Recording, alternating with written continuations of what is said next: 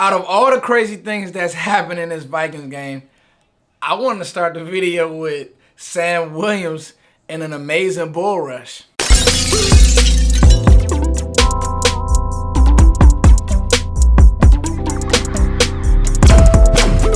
So, guys, the title of this video is Tony Pollard is undeniable.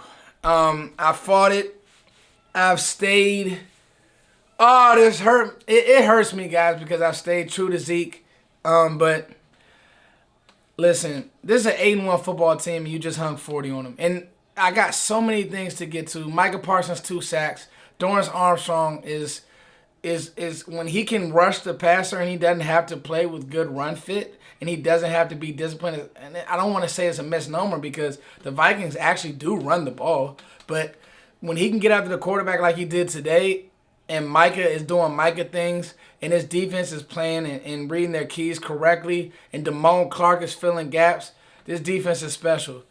But, guys, the elephant in the room has to be addressed. Tony Pollard has to be on the football field. I think that Zeke can still play. Like, there's no question. And I think that, like, you got Washington coming up. And it's going to be outside, and it's going to be cold, and you want to lean on that defense. And they have a great run defense and all that type of stuff. But, like, on the wheel route that they ran to Tony, that's just Dak having fun. Like, it's 3-by-1.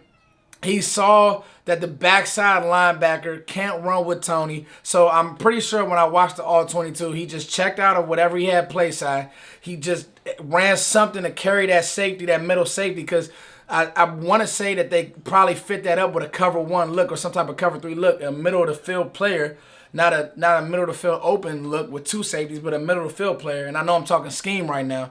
But when he saw that, you saw that Dak checked into that wheel route and literally just lobbed the ball to Tony, and Tony has the juice to make linebackers look silly. I say all that to say he just adds a different element to your offense. And this is why I was saying last week. And by the way, Dak Prescott is playing. He's playing football on. I don't think there's a quarterback right now, and the numbers won't show it. I don't think there's a quarterback right now playing a higher level of quarterback than Dak Prescott. Okay? And what I mean by that is this. Even in the Green Bay game, right? Okay. Patrick Mahomes is playing better quarterback than Dak Prescott. Is Jalen Hurts the same Jalen Hurts that struggled? At your front door. Oh, that's Amazon telling us. That's freaking the Ring camera. Every time it winds, the wind can blow and they say somebody's at the front door. Let me unplug that. All right. Is Jalen Hurts playing the way they struggled with Indy today? And we saw some things with Hurts that's kind of scary.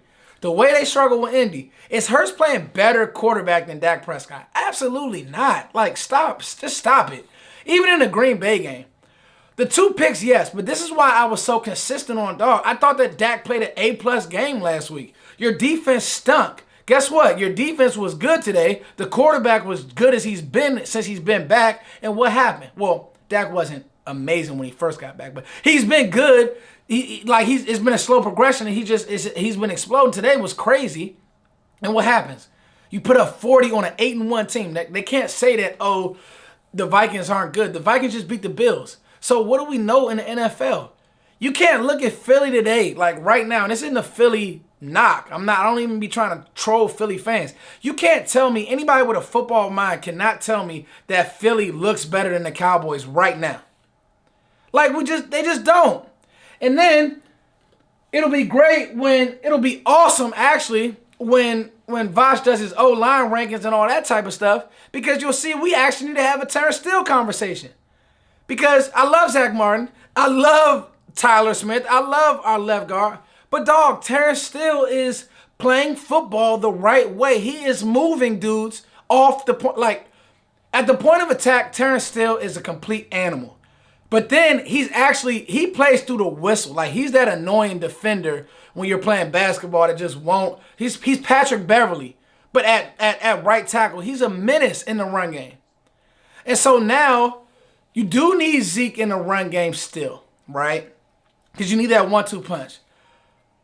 But it's just like, it's incredible. It's just incredible to see how this offense is clicking. And now the best thing, and Tony Romo said it on the broadcast. The beautiful thing about it is it's forced you to develop a true run game. So all the split zone stuff you see, all the downhill stuff you see, it's really just Dallas. They were forced to pound the rock, and now they realize, oh, hey, we can still do that against some of these smaller defensive lines. Outside of Tampa and a few, maybe Washington. Washington will be good because I don't like Washington's back end, but their front four is really, really good. But, like, you can literally just push a lot of these lines off the ball, especially when you see those light boxes. Minnesota gave us a lot of light boxes today.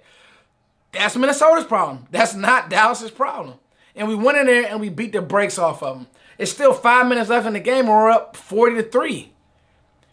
Defense played outstanding, but to me, first reaction, just like off the rip, this game was about Tony Pusher P. Pollard. Like, he just adds a level of juice that, like, even if we didn't get Odell, and I think that today, something that we need to talk about, I think that today might have swung Odell to say, dog, I want to go play in this offense.